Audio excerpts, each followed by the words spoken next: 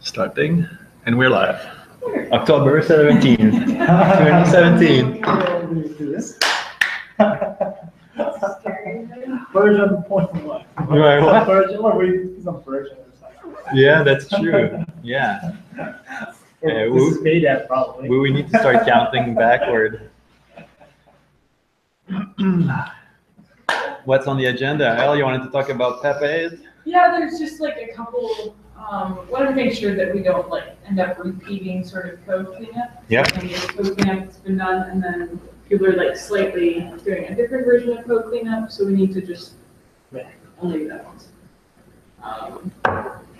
Yeah, so just wanted to like briefly chat through that, and then also current pull requests and anything else that you guys want to go over. Sounds good. And maybe it's worth like also chatting about Exploration 17, and if there's any thing to be, because I think we want to be sort of just keep our eyes peeled and open to opportunities and things like that. Are you guys going to be on the floor for most of the time, or yeah? Yeah, I think did you check out the abstract? I think I checked out the program. Seems like they're putting. Well, I'm not sure that we can do a workshop, but that like there are quite a few. Oh yeah. I wasn't planning on going on the floor. Like I didn't pay for it, but. There was one workshop which was sold out. It was like advances in geophysics. Yeah. I sort of wanted to go, and it just I think it was on Sunday or Monday. I'm not sure. It was before. Oh yeah. Well, I guess we already. But it's not, I guess. Yeah. At least checking out the abstract. Yeah. Yeah. They're gonna sort of show up, but they are not for Yeah. people with sampling. Can you go all the way up? Is that recorded or is that just me? I'm not sure. I wasn't even sure how can I download these kind of abstract. Oh, they might not be posted yet. Sometimes conferences do that. They don't actually post the. Infinite screens. There you go.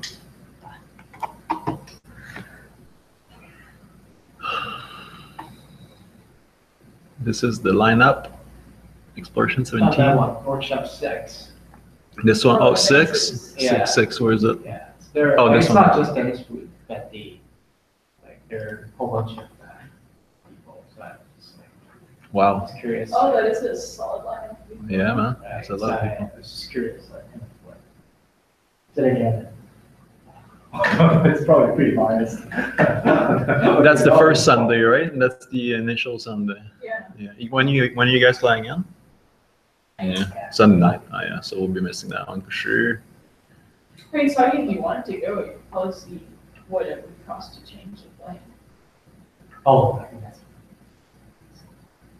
Are they? Do you know if they're gonna release those the full abstracts, or that's just I'm pretty sure. Everybody who attends at least should get a copy, so we can certainly share. Okay. Right on.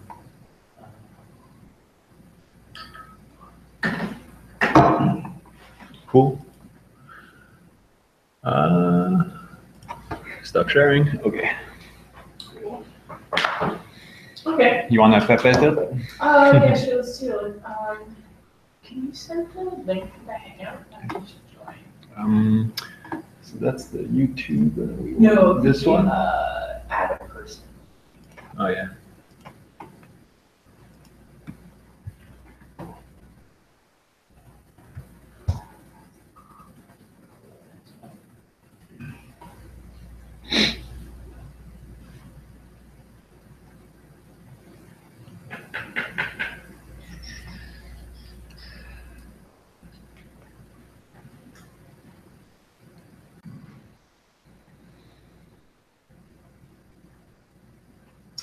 Okay.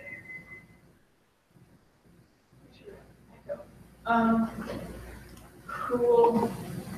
Yeah, so in terms of Pep 8 stuff,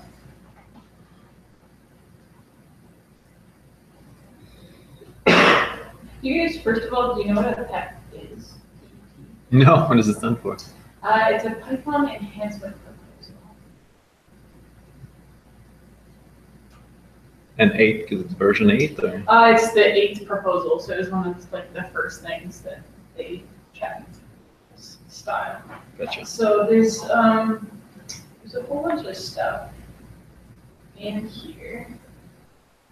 And there's some instructions on how to actually install a Pepe linter in like Sublime Text. There's also, I mean, depending on what text editor you use, any sort of modern hackable text editor, you should be able to install it. I know Devin was running into some problems doing that on Windows, so like if somebody who's done it on Windows can give them some pointers and maybe document that as well, and we can just add that to the like developer startup. Even Spider has a Pepe if you want, if you're into Spider. Okay. Yeah. Yeah, one thing I've noticed is when you're searching the web for solutions for a lot of this stuff, I haven't been able to find usable solutions for things called PowerShell. So PowerShell sort of new, I guess, command prompt. But Sublime should be installed directly through the command line of Sublime. Yeah, for some of the installation steps for Pepe, some of the other things. I also ran into issues trying to create the symlink. Doing that through PowerShell, couldn't find the correct. So for the most part, you should be able to Google like what is the equivalent command for Windows. Unfortunately, that's like a time-consuming process. Yeah. But that was that's happening. So. Because there is like, I think instead of like ln-s, I sent you that link that said you use like make symlink or something. Yeah, then there was a new item path, et cetera, et cetera. So Yeah. I fiddled around with it. I'll figure it out. And yeah, I'll document it. That'd be awesome. Yeah, because I know it's a painful process. And Windows to me is a black hole. I have no idea how it works. So I thought my Windows pretty fine. Yeah. Like, well, what do you need a symlink? Well, the way I have the SimPEG package and things set up on my computer right now, if I start fiddling around with, well, I don't know, making some new classes or how I sort of the import hierarchy in SimPEG, I have to rerun the Python setup.py for it to recognize that. See, So- it's just like the symlinks is an easier way to point to your Python packages that you want to install. Right.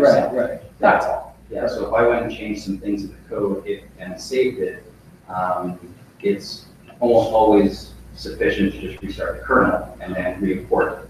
But if I start playing around with how I'm importing different I think like classes and modules and stuff like that, then just restarting the kernel isn't good enough. It doesn't recognize the changes. when you're running the Python like a setup.py, you could just build like a external in place. Then that'll like because what's happening when you're running the setup.py, what it does like it moves everything into kind of your default Python like a path below Anaconda possibly. Okay. So I think that's like a kind of generic. I don't like because like well you could make the symlink, but if you just do a Python setup.py build ext, then like it'll find the path that you added in the variable. So yeah, just like. Well, but also still, like, figuring that out in Windows is good. Yeah, I wasn't sure why you need that. All right, well, I'll try that solution. I mean, if that solves the problem, then yeah, so sorry, it was Python setup.py. Build underbar ext and dash Build underscore in place. Yeah, I think that's actually just built in that folder. Okay. I'm feeling there's a hyphen in this one. But you want me to worry about that after the meeting, you can show me the syntax. Yeah. Back to Pepe. Yeah, so like this is probably the most common thing I think we're encountering is just like how to break long lines. Yeah. There's a few different ways that are actually completely acceptable, but I think if we can try and be mostly consistent, that would be good. So all of these are totally acceptable ways to do that, as is like this. But personally, I find, especially with the amount of math that we have, favoring this approach where we open a bracket and close it on the same indentation level cleans things up, because then every time you're breaking a new line, it's just like 4 spaces over. So rather than having sort of like crazy wandering indentation levels, it just like It's always it's tabs. always Yeah. times 4. Mm-hmm. Totally open for debate, but that's my 2 cents. Totally. I like it. Cool. Okay. Yeah, let's go for it. That sounds good. Then one of the things that we can maybe do is I'll just add a quick note on that in like the developer, the notes that we have on style, and just so that like it's documented that this is what we'll try and do. Perfect.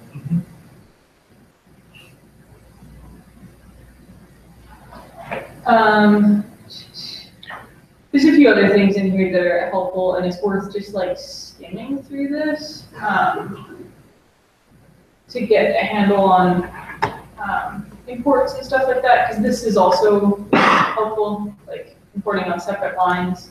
But if you're importing sub-packages from something, it's fine to have it on the same line. Relative imports, all that sort of stuff. So we don't need to go like too into detail unless there's other questions you guys have on this. The lambda function is hard to, sometimes it's really hard to break for Pepete. Yeah. I'll have to look into it. Well, is it, I thought like a cafe doesn't have one with the lambda function, am I right? Yeah, they prefer you don't use it. Is that right then? Yeah, so they favor like doing. No more. No more lambda. It's not like, I mean, I think it's fine. I mean, we don't need to be like too dogmatic about these things. Sounds but good. Cafe goes for like doing the def rather than. People love lambda functions, but I guess it doesn't pass anymore. It's just too compact. Is that why? Like, why not lambda anymore? Do you know?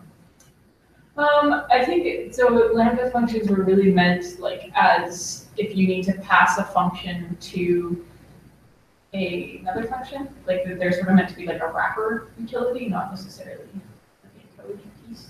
Okay. So I think just in terms of consistency, like if every function you have is starts with def, then like why have to? That's my guess. Got it. One of the things for anybody who's not as familiar with the linters. So the way that those work, if you're doing Sublime, let's see. Already. Okay, so here, if we look at the gutter here, there will be markers where there's something that's not satisfying Cafe, and then the underline is that specific item. And then if you look at the bottom here, it actually says multiple statements on one line after the colon. So it tells you what's wrong with it. So that's then an easy thing to fix, just by. And then you can also force, like see right now, do it again, Lindsay. Like she has this extra space, so that's a yellow, and then you can code in Sublime to get rid of all the trailing spaces. So you're not gonna have a bunch of. Yeah. For me, like all the yellow thing I don't care about because anytime I do a save, it will kill it. Remove it automatically. Oh. Yeah. And so that all of that setup is in. If you go to the docs, there's in the practices style. I put a. This is just like what my Sublime Looks like. preferences look like. And then I thought I had. Let's put Sublime Linter. Sorry, the getting started for developers. Here we go. Text editors. Yeah, so in this case, that's like what my Sublime user settings look like. And so this is the translate tabs to spaces is a good thing to have, as is trim trailing one space. So.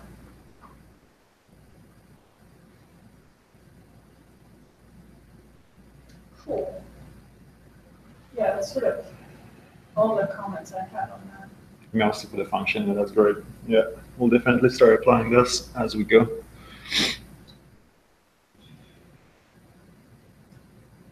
When I have nothing to do on Sunday night, I just do Pepe.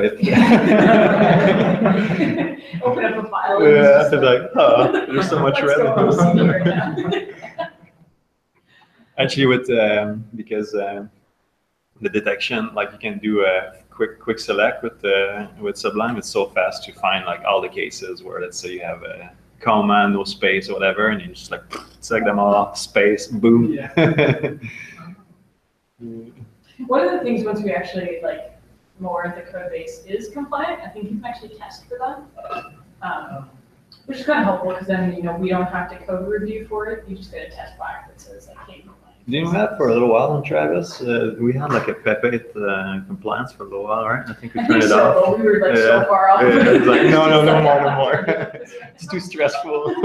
Yeah. So. With the select all, the only fine I find really annoying is like the equal sign, because when you give argument, like function argument, you need no space around. Yeah. But if it's A function. a function, a parameter inside your function, you need space on both sides. So it's like super Yeah. annoying to find where your equal sign. I find it weird that there are two different rules for the equal sign. It's true. Yeah. Why the in function as an equal, no space, and the variable assignment is, I don't know. Yeah. Readability maybe? I think so. Yeah. Alrighty. It's also a thing to standardize on, which just makes it more usable, I guess.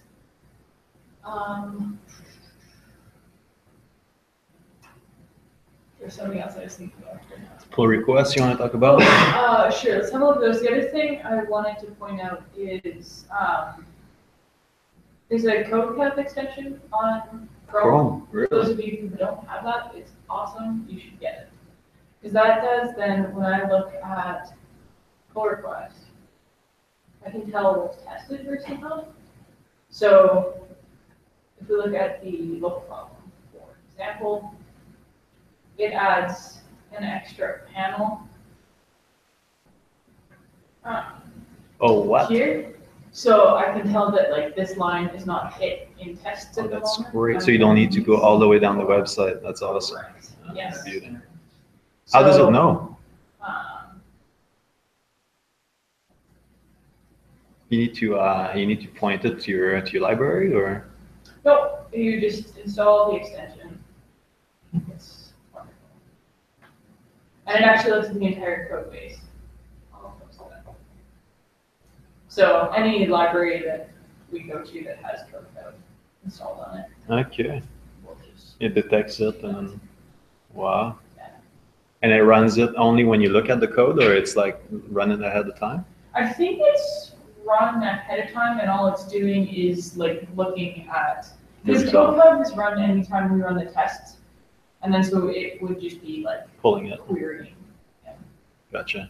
Oh, that's great. Yeah, because it's kind of a slow process to go all the way down code website, you know, Yeah. and then, yeah.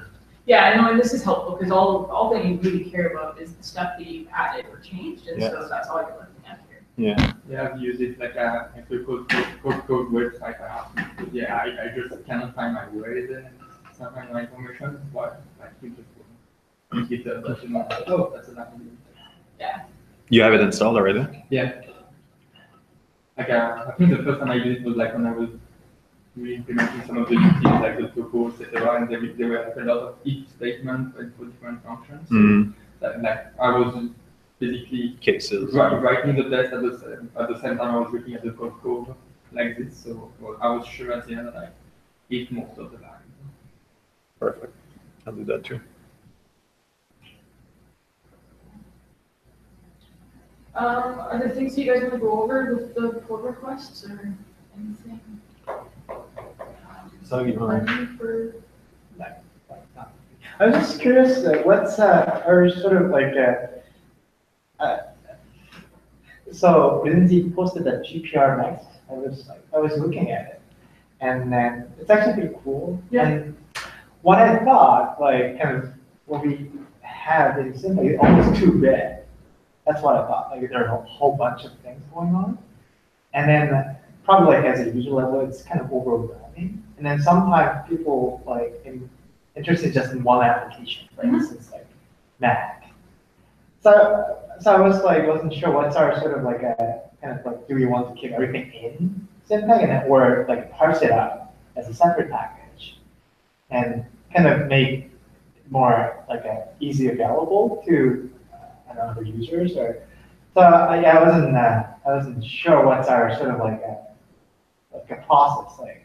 And it seems like we kind of put things together, everything in first, then like test it if that works, and after a certain period, it seems like pulling that over. So I think that was discretized. Yeah. So I was kind of curious, like, do you want to do that for like kind of actual applications, and what's our sort of like strategies or kind of procedures? Yeah, I mean, I think long term, that's probably a really good approach. Is that like once pieces mature, we start like pulling them out. In a lot of ways, I could end up seeing the SimPEG installation a lot like the way Jupyter is installed. It's like when you actually do, code install Jupyter, it's actually installing a whole bunch of things, right? The notebook is separate from everything. Right. Jupyter is actually really just like almost a shell at that point. Yeah.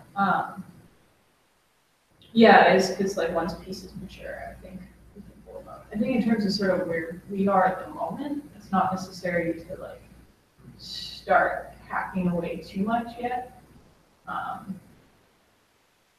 Okay. Yeah, because the pieces I think just need to be a little more mature. Because I can see us pulling out the objective function stuff. Actually, I can see that coming out sort of sooner than later. Mappings, I think, could come out sooner than later. Because that's like a nice sort of standalone piece. Analytics, I was hitting on GeoAnna a little bit while I was traveling, not much, but yeah, like getting analytics out of SimPEG. So I think sort of like slowly pulling pieces out and organizing pieces. Yeah, and then eventually like separating out each of the methods, I think is actually probably a pretty good idea. Because then it's easy, like maintaining it is a lot easier, and we can distribute the maintenance a bit more. It's because then somebody's sort of in charge of each repository, because right now it's just like 2 giant repositories. Yeah. So yeah. Right. You could have a lead on each separate module. Yeah.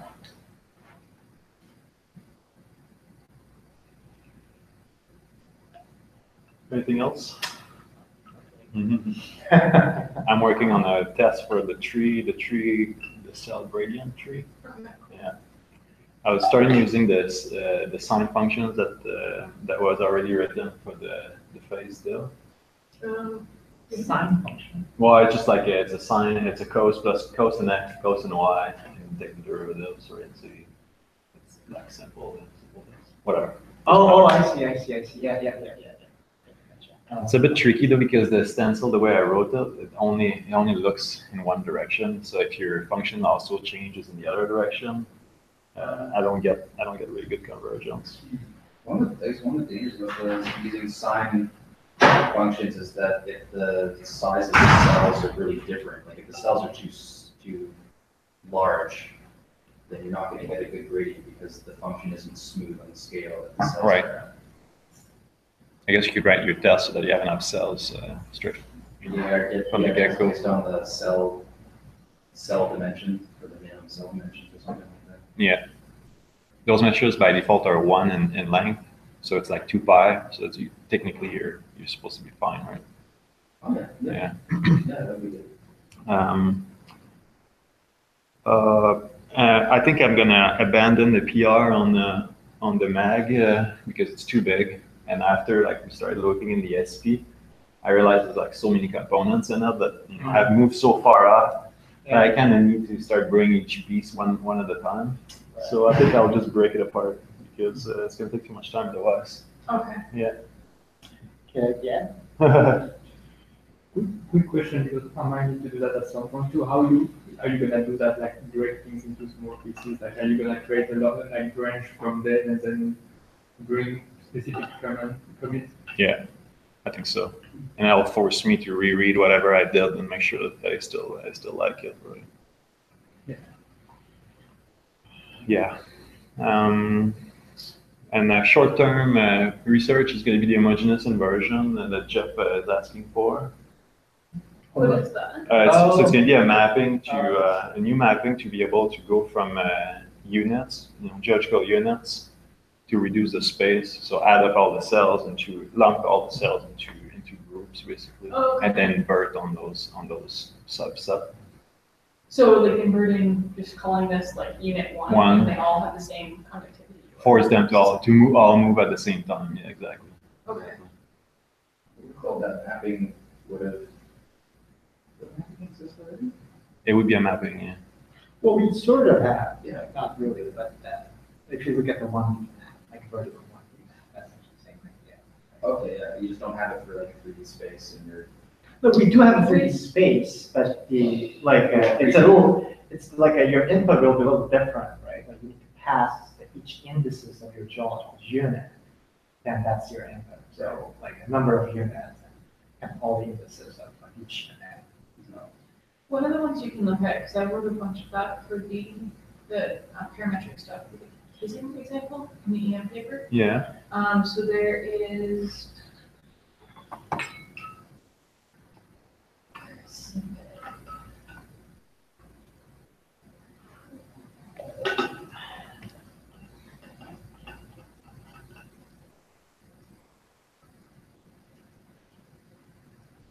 So there is in SimPEG, there's parametric maps, and I spent a fair bit of time looking at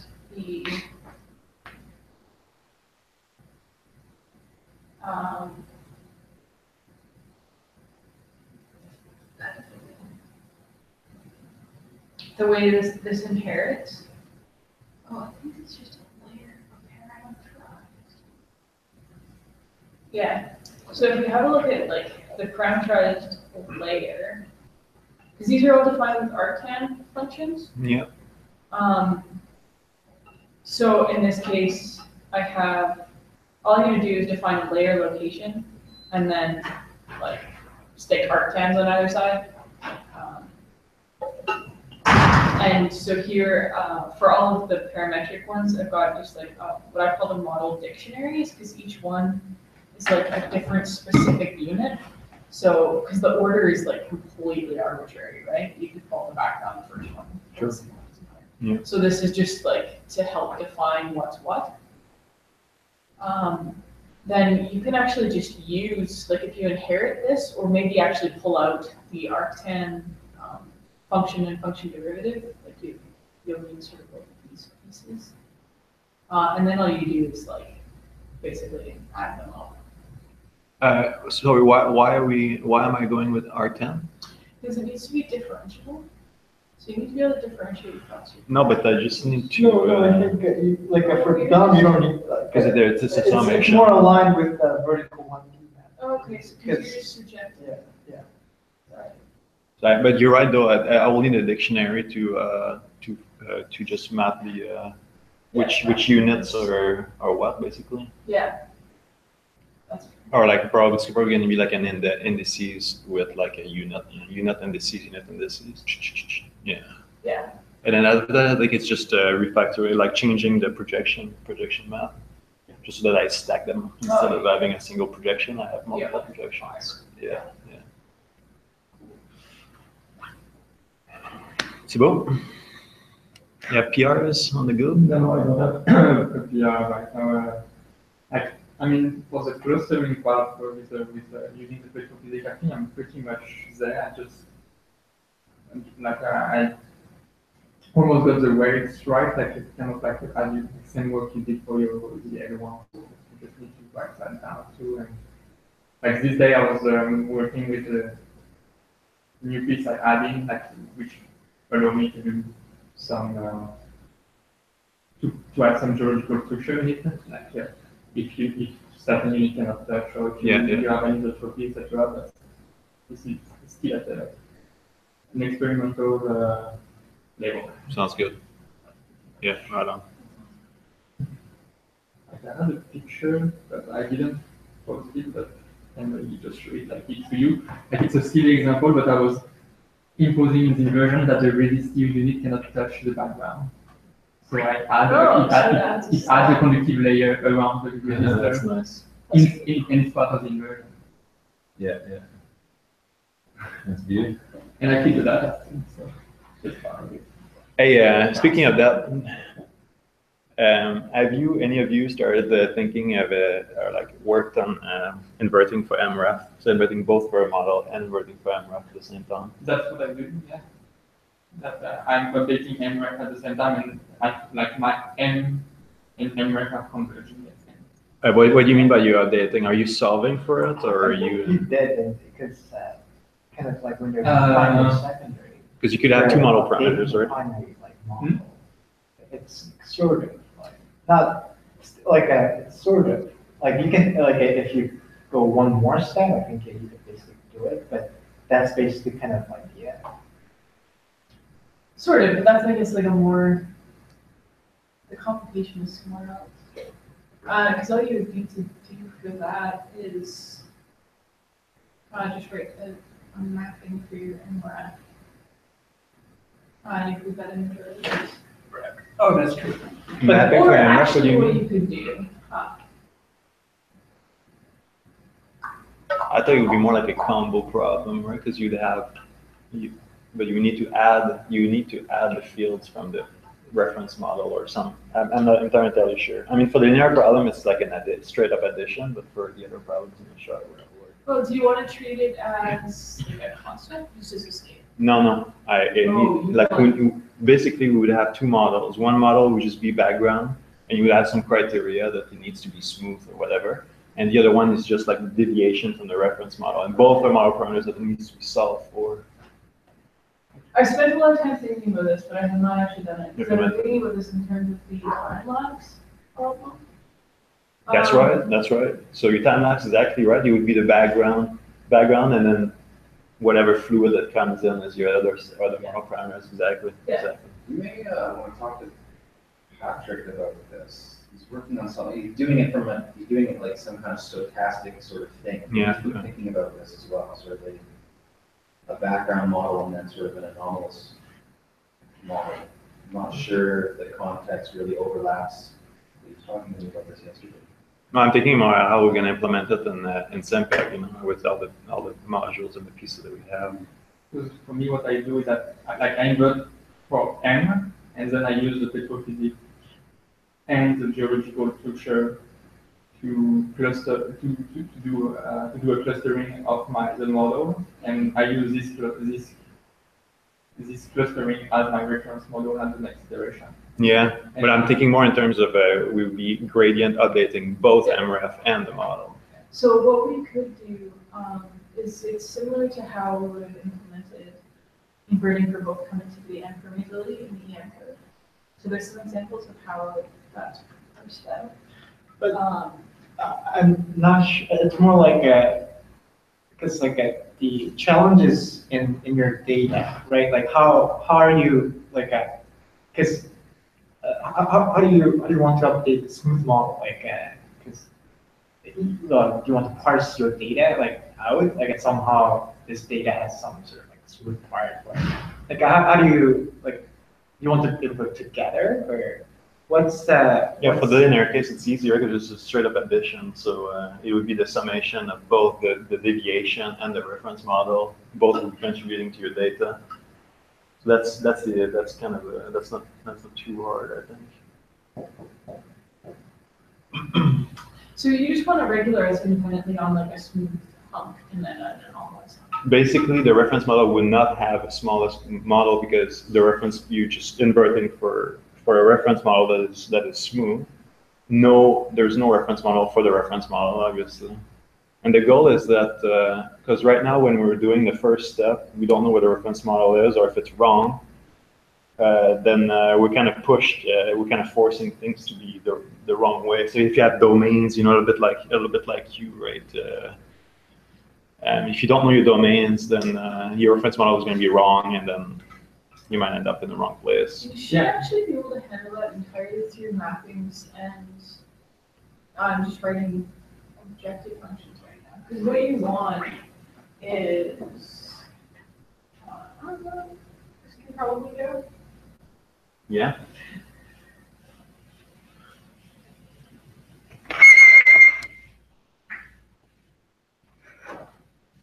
But what will be your goal? Like, is your reference model will be smooth too at the end, or not? It could be anything, right? Yeah, we could make it blocky. We could make it, piecewise constant. Wait, Whatever. yeah. But I'm not. I have a hard time grasping what you want to achieve with that, like compared to like for some of the UBC code, you can use your previous iteration as your new reference model too. But what will be the difference with that? Because there's no guarantee that if you start, if your reference model is 0, for instance, for the potential fields, if your starting model is 0, then there's no guarantee that your next step, let's say you have a domain, it's a full domain, it's 2 domains, 0 and 1. Yeah. All right. Take a first step. Nothing guarantees that your first model is going to be a 1 on this side and a 0 on this one. Most likely, it's going to be a blob in the center. Yeah. And then you're gonna keep taking steps that way, but like you're not, nothing guarantees you're gonna get up at the right place. No. Because your criteria are wrong, right? What you're putting in the objective function is wrong. So how to get out of that, I'm not sure. So in this case, I think all you have is like M, basically. Can you see that? I mean, if you're trying to, So you might not. I mean, we should have good data, like the solution, I would feel should be driven by the data you've got. No, Matt. We're in non-unique system. So you the whole point of the objective function is drive it to something that you think it's right. As long as it fits it, there's a million different ways to put the data. So I think this is maybe what we think about doing. Is because your 5D is going to take just MREF plus M, so it's just a projection of this thing. And so that we can create a mapping derivative. And then here for the regularization, you're never actually going to regularize on the sum of these two, right? Or any sort of difference between them. You're not going to be subtracting MREF from your delta M. They're two independent. Yeah, that's right. And so you should be able to regularize and just enforce only smoothness on this. And then whatever you want on this, if you want this to be compact or whatever. Yeah, they could be actually regularized completely differently. Yeah, it can be completely independent things. Yeah. That's right. Also, I see. So the misfit function would be a mapping. So that you don't need to have two, you don't need two, no, that's right, because you need to sum them up somehow. Like what I'm not sure, what's your matrix to divide that? Like, how do you what's your somehow you need to divide that to a function so this is going to be what defines what's going where. Exactly. It's the behavior of both functions. What do you expect happening in terms of background versus anomalous things? So like your starting model is really gonna, like where you start is probably really gonna matter. Right. Can you what's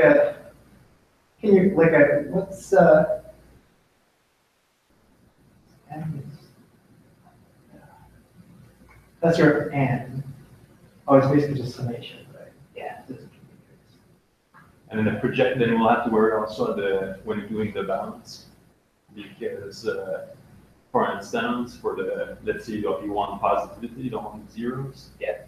MREF is easy, you can bound it the same way as it was before. But delta M, you need to make sure that the summation of M plus MREF doesn't move you outside of your bound, right?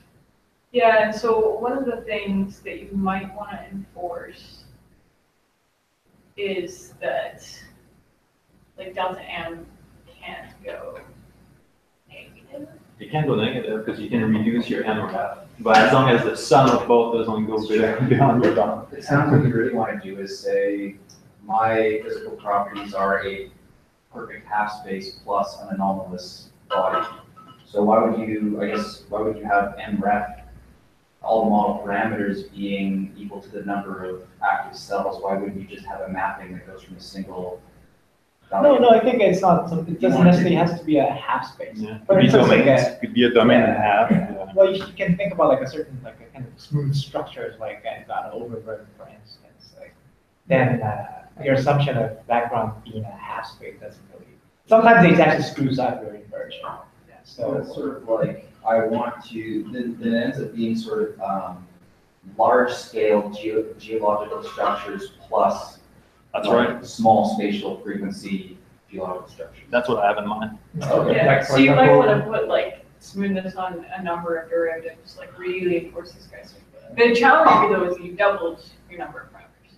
So we've doubled how non-unique this problem is. Yeah, but if it's regularized properly, it doesn't really matter, right? Because it's still going to be a very convex space. but I'm a little like a little suspicious, because, well, like in math, it's totally fine. Yeah. But if you actually look at the sensitivity function, I think, it like, that doesn't really change, right? Like, because your data sensitivity function is basically the same.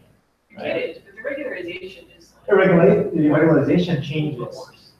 But because I'm not sure like that kind of really, your power is in the data. Well, like regularization actually helps, but if you really, like if you're, I'm That's like what we showed in the MT tutorial, is changing your regularization completely changes the answer you get. sure, but I don't know, And here I just want to have a vehicle that I can say exactly what you said. You described it well. It's like I want to have a broad feature and I want to have sharp, like localized feature. And I don't want my regularization to only force me to get local features, because often you have broad domains in your model that you want to capture. Right. Yeah. And right now we can't do it. I can see that with you, like when you have like for Mac, for example, it's let's say the background has not been completely removed and you have Exactly. some trend, but Exactly. you still want to find the anomaly, so yeah, I can see that. yeah. But yeah, I agree with the sociology that yeah, regularization might be a huge impact. Like the only thing I change in my technology example I show is how I compute and the regularization. One of the things you could think about, because I think like where you start, this is really gonna matter. But it's potentially doing an approach similar to the way you're doing the L1 is you first do an L2 inversion. And then use that to basically parse out what goes into M and to delta M. Absolutely. Is like take a few derivatives just to get like the chunky part. There's a danger with kick that. that into delta M and then. Yeah, but you see the danger with doing L2 first, the way we're doing right now, Yeah. is that if you put no reference model, or if you put a reference model and it's wrong, it's gonna start creating blobbies, because that's what you're asking for, is stuff that is more or less compact, right? Yeah. And then you're gonna ask, okay, what's my broad feature? Well, you already got rid of it. You already annihilated it because you've asked for nothing like this, right? Yeah. So, I'm not sure. We'll have to test. I mean, I thought about that, yeah. Or take an L2 and just smooth the heck out of it, and that's your reference model or Yeah, something. true, something Yeah. like that. I guess if you just do the smoothed version, then you get an M ref that fits the data and you're kind of done anyway, and it won't. Again, one more time? Let's see if I got this right. If you tried to do that first and just sort of invert for like the smooth model, all of your geological cells would sort of be M ref, and there wouldn't be, like, it would fit the data, it would look geologically reasonable, and is there sort of a way that would sort of make it want to use that delta M or more compact features to maybe improve the model? You sort of end up in a hole where you have a geologically plausible model that explains the data, and when you decide to, okay, now I want to invert for all of these model parameters, it's already fit the data, and it just has delta M equals to 0, and M ref is something that fits the data. Mm. Yeah, that's the danger. Yeah, Well, it's a question of how far you take that. yeah that's right. First Yeah, you inversion just too, like do if you one just do step. one iteration, get like, okay, this is kind of roughly what the background might look like. You think there's any weighting? I would think there'd be some kind of weighting that you would need to apply as well between M ref and delta M, so that the inversion doesn't decide to like fit the data or get a solution where, you know, M ref is the thing that's really changing as you're updating, or delta M is the one that's changing. I think Or- I don't think the weighting between the two, but definitely the nature of the function that we're using on either or will drive which one is everything on which part of the day. That, like we just said, like if we only put smoothness on the MRAP, then you're not going to fit the high frequency because you're forcing to be smooth everywhere, right? Yeah. But they'll have to be, I guess we have the alphas, or we have, there'll be some scaling parameter, because you're gonna apply different regularization to MREF than you are to delta N. Sure, you can try And that. there needs to be Yeah. some kind of way to balance the weight of that energy. We already have multipliers. Yeah. It's going to be a stack of regularization. It's going to be a combo reg, so we can have multipliers on each. Yeah. So there could be some fun things to play with in terms of what the MREF is. Like you could think about defining it as like polynomials or as in Fourier space. Oh. And basically define that like you get 3 parameters. That's how complex my background can be, 3 parameters. And that sort of thing. Or even a parametric, it could be a parametric. Yeah, like if you know that, there should be 4 layers or something. Yeah, use Thibault's geological Gaussians. Yeah. Use that on eventually too. Yeah. So that way you're not forced. You could have like infinite complexity through your delta M, but then your MREF is like only 2 or 3 units basically, right? Just add another layer of complexity. Yeah. How are you guys finding working with directives right now? Because that's one of the things like that I think we need to hit on to make these things easier. Is one of the things, to Devin's point, you might want to just be able to easily do is do like an estimator of what your trade-off parameter should be between MREF and delta M, the regularization on those two. And that would be like the beta estimate by I, but you don't want to actually pass it a data misfit and a regularization. You just want to pass it 2 regularizations and say, give me something same. Which you can't do right now. You cannot. Not easily. You should be able to. Like, it's not, there's no reason you can't other than we just sort of impose the assumption from the beginning that, like, it should be a data misfit and a regularization. Okay. The algorithm doesn't care. The No. algorithm says, here's 2 things, I'm going to estimate the eigenvalue of these 2 things. All we did is just force the one's data misfit. Which makes sense for a simpler version, but not for this. So like a few of those things, and then same thing with target misfit. I know we had that conversation with Jaga. And because there's actually 2 use cases that are happening there, is that if we're thinking about a local problem, we actually do want to hit 1 global target misfit. Right. But if we're thinking about a joint version, we don't want to hit 1 global target misfit. So we need a way to like attach target misfit to whatever level of objective function we want. So whether it's a combo or it is a single data misfit, and have the inversion. Basically, like what we want to be able to do is if this is a global problem, which is composed of a whole bunch of little 5Ds, 1, 5D2, whatever, then we want to just attach a target misfit to this guy. And then the inversion should just look, and once we've hit that, stop. If we're doing a joint,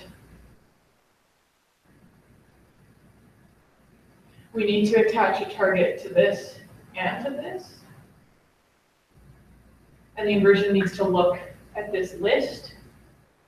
And then once we hit both of them, it can stop. So those shouldn't be like hard things to do. It's currently not. It depends. Do you want to do those check inside the inversion or as a directive? Because if it's a directive, that's easy to implement. But if you want to change it in the inversion part, I think we should be able to do it as a directive. as a directive, that's easy. Yeah. Yeah. But it might I don't remember what the current implementation looks like. I think there might be some stuff that actually should be a directive that's currently in the inversion. Okay. So that's all. Because by default, it's just going to look for the global, right? But you can override that and say keep going because these guys are not these criteria are not matched. Yeah. Yeah. So. No, that's definitely interesting. Yeah. Yeah, so just like a few things to keep on the radar. I don't think we need to act on it until you encounter a problem where it's like, I need this. But instead of sort of hacking around it, let's get on it. Yeah, sounds good. I guess either you and me gonna have these problems sooner than later.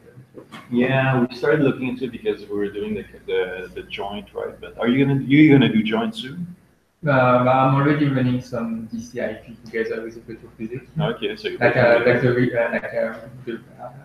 I reach a stage where my regularization can take several physical properties at the same time. But right now I've just done it in synthetic, so I don't really care about having a target next week for each unit, but that's it.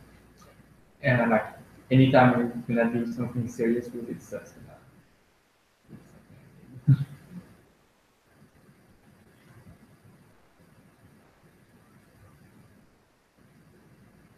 Right. Yeah, because the Thailand version is that's where I did it, but it's a global. You don't want. I don't think you want the tiles to fit independently. No, you don't. You want a global. You just want to do that. Exactly. You'll be the one, man. You're the chosen one. Yeah, so we can dive into some of that even later this week if you want. Yeah, we'll see. But directives is actually very easy to use. Like I'm using a lot of directives right now, but I implemented them. Yeah, it's very easy to add. Yeah.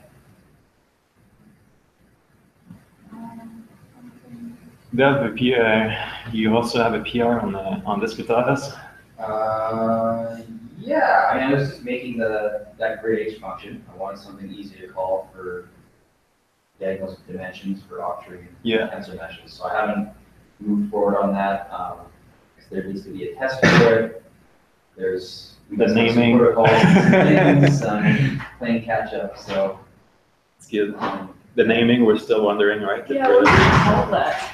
Can you, like, what is it used for? That was something I was just unclear. I don't know the context of like what. yes, for the MAG problem and for the potential field approach to the VRM problem, you need to get the 8 nodes of each cell. Okay. So you would need to have either a cell center location or like bottom southwest edge. So you can get that with grid CC, you can get the center location. And then you need the cell dimensions of every single cell in XYZ. Can you not use grid N to get the nodes? If you use grid N to get the nodes, then I don't know, I thought about doing that, but you call that and the dimensions of that are different. And then you have to start for each cell sort of, how do I put this? The index, it would be hard to find the indices of grid nodes that match every single cell center. So for every cell center, you would somehow have to know the pattern for the octree, or like that's where it gets complicated, to be able to call each of the 8 nodes that you would. Yeah, for tensor it's easy because you do a reshape and then you can chop out the images, but not for octree. So this is actually like nodes by cell. Again? So, like nodes. No by cell, that's right. Yeah, I mean, you wouldn't even need the nodes, by cell. You just need, if I have the XYZ location of the cell center, I would also like to have the X, Y, and Z width of the cell. So I can calculate the nodes for each cell. Yeah. So for every cell to go and get the magnetic response to the magnetic anomaly from a magnetized cell, I need to have the X, Y, and Z location of its center, and I need the X, Y, and Z dimensions of that cell. So 6 pieces of information for each cell. And so it was called grid H because it grids it up and the dimensions are the same as that. It sort of locked up. So I don't know what else we. So it's more so, because the way that grid is used in discretized so far is it actually is like a grid in spatial space. location. Yeah, it is a grid in space. So I'm really hesitant to like try and name this grid H because that's like super confusing. It's not a grid in space. Then like the numbers you're getting back are not like this is the location of a node. So How about I call it like cell H or something, so that we know there's a link between each cell and its Yeah. dimension, something like that. Yeah, I'm fine with cell H. or like cell, just call it like cell width, or cell size. Yeah, something like that I think would make sense, right? Then we know it would be S dimensions by 3 or something, and C Yeah. by. Yeah. But it's just, yeah, something that's super easy to call. And it's short, it doesn't take up a bunch of space. Oh, that's something I want. And why can't we just use like H, mesh.h? It's just a reshaping thing? It's all fine if it's a tensor mesh. It's super easy. You Yeah. just like do some kind of like grid mesh, whatever, and then it's all ordered. But if it's an octree mesh, That's not. then like, I have no idea how he decided to organize. I've seen like Christophe organizes octree mesh differently, Chris Davis, whatever's in SimPEG. I have absolutely no idea the organizing scheme. This seems to use things based on the smallest cell and how many of those there are, whereas some of them like start big and then go inward. So there's choices on how you represent your octree mesh. So to have a function just gives you back the dimensions of all of the cells. And it keeps track of the order for you. So if I do this, if I have this this function, and I say I want to know what the dimensions of cell 450 are, whether or not it's an octree mesh or a tensor mesh or SIL mesh, I should be able to get that pretty easily. Right now I can't.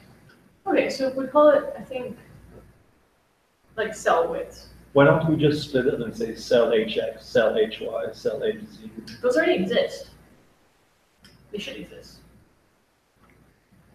They certainly do for the tensor mesh. Okay. I have to double check. I don't think for a tree it's. It might not for the tree. Yeah, the whole thing came about because it was tree meshes. Yeah. Trying to make things be able to work on them. Tree mesh. Fancy. Yeah, I'll have to double check that. Yes, they certainly exist. There was a vector, well, there's like something like vector H or something like that, but I think it just gives you stuff back for the tensor mesh, and it just gives you One row basically. Yeah, because it's you can just do a product for product to go and get Intensive. all of it if you want. Yeah. And I need that function too for the partial volume, so it's I definitely am going to use it. I think we want it, but Yeah. I just need to figure out how do you want to call it. Let's sit on cell widths and see if that makes sense. And then there are a few other comments in there with respect to testing, and I think the ordering is actually The ordering, probably wrong I need to right double now. check that. The ordering I think is wrong. If you use because reshape, we need to make sure it's order equals F, Fortran order. And so if you use, Rowan wrote a description showing that you can use utils.indgrid, and that should order things correctly. So have a look at his comments. Because I'm pretty sure if you write a test, you'll see sort of what's going on. Because, okay, what did I do? I thought the ordering was right. I wrote that program in this, for at least for the tensor mesh. I actually took that from the grid CC function. I adapted it from grid CC. So whatever ordering they used in that. But the reshape function is going to be the one that you need to be careful with. Yeah. And if you test it on a completely symmetric mesh, you wouldn't see it. So just have a look at the comments, and go through there. Yeah. Sorry, I need to. No, that's fine. I'm running out of battery, so that's good. Good meeting. Thanks you all. Sorry to end that abruptly. Yeah. Bye-bye.